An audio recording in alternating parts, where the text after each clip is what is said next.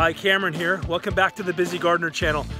When it comes to planting fruit trees, we're so often thinking about what type of trees to get and what type of rootstock to put them on, and how close do we plant them together, and how do we fertilize them, and how do we prune them.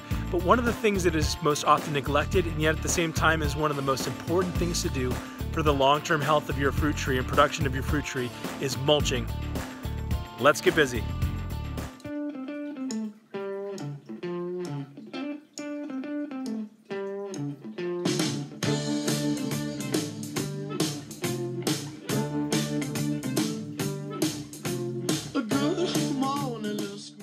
I'm thinking that Caitlin, who's getting some practice digging this giant mulch pile over here, maybe we'll have a contest at the end of this video and see who wins. The winner gets what? An ice cream? A piece of the pumpkin pleaser from Thanksgiving. Pumpkin pleaser from Thanksgiving. All right, deal, you're on. Okay, so one of the key things that you can do for your orchard or for your fruit trees is to do a mulch layer. That's what this huge pile of mulch is behind me. We had about 40 yards brought in to replenish the mulch layer that we have. And mulch does a few things. One, it looks nicer than I wish we had a picture of just the dirt that we had back here before we mulched and had these wood chips down here. The other is a few things. One, it keeps the soil temperature consistent. And so that way you're not getting these wide fluctuations on the hot days, the really cold days. It protects those roots.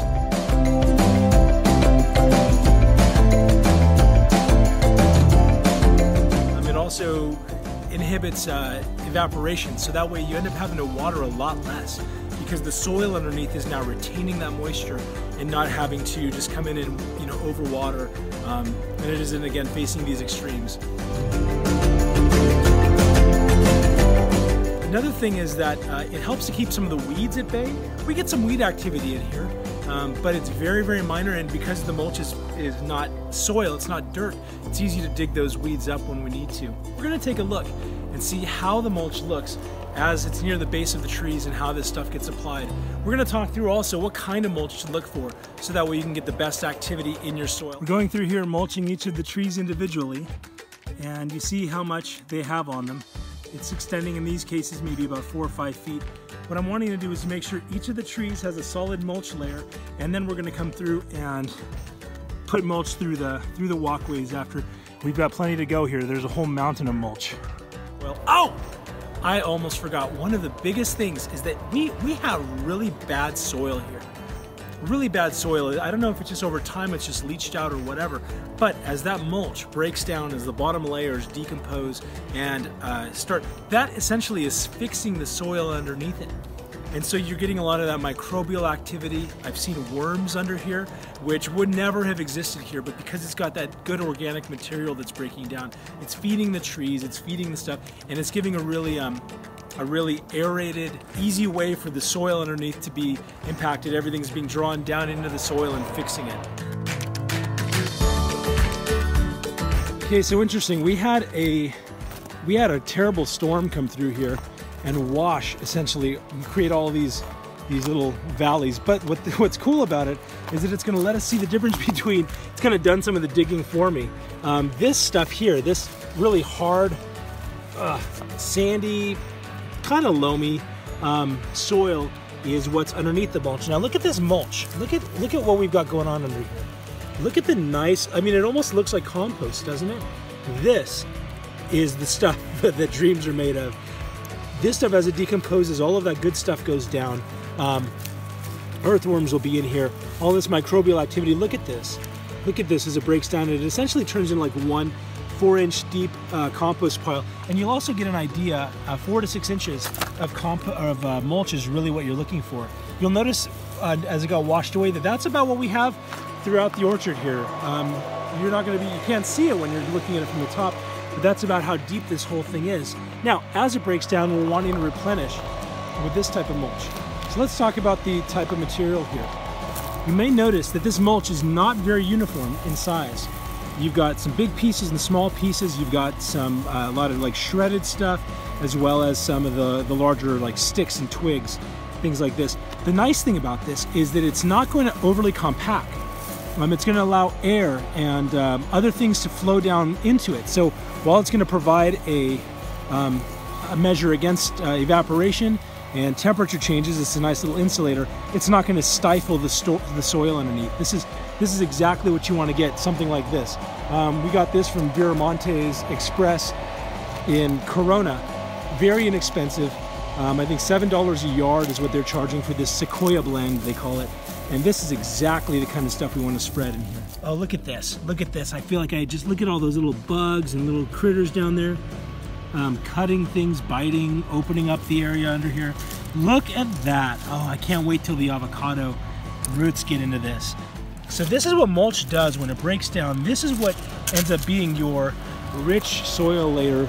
It's going to turn into the soil and it's going to amend things. So you see that I was able to build these up. These avocados, especially when they're young, they're especially sensitive.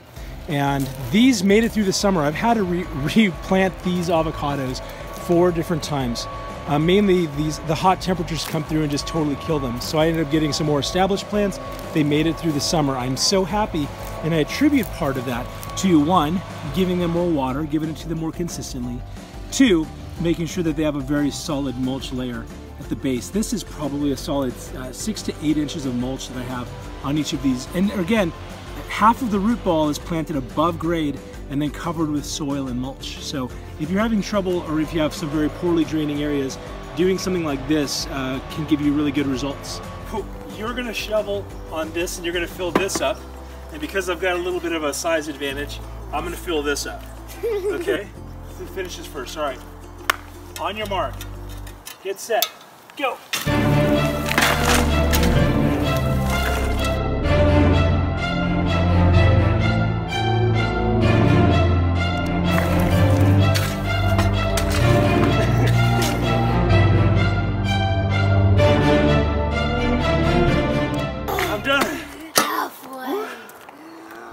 Hey, you did really awesome. Thanks. Hey, I'll make you a deal. How about we split it? Yeah. Hey, gotta start them young, right?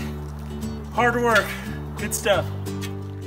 So I hope this helps. One of the easiest and most important things you need to do and should do around your trees is to mulch them. Doesn't mean you have to mulch the entire area here like we have. We really wanted to get down, get rid of all of that dustiness and sandiness. As long as you're mulching 4 to 6 inches of mulch around your tree, around the drip line, that's going to do a ton in terms of regulating the soil, temperature, the moisture, going to let all that stuff biodegrade down into and create some organic material down into your trees. So I hope this has been helpful for you. If you feel like it has, subscribe. If you don't, that's cool too. We love what we're doing here.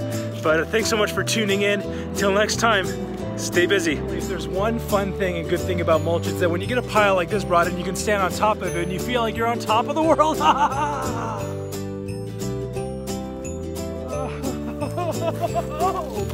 Whee!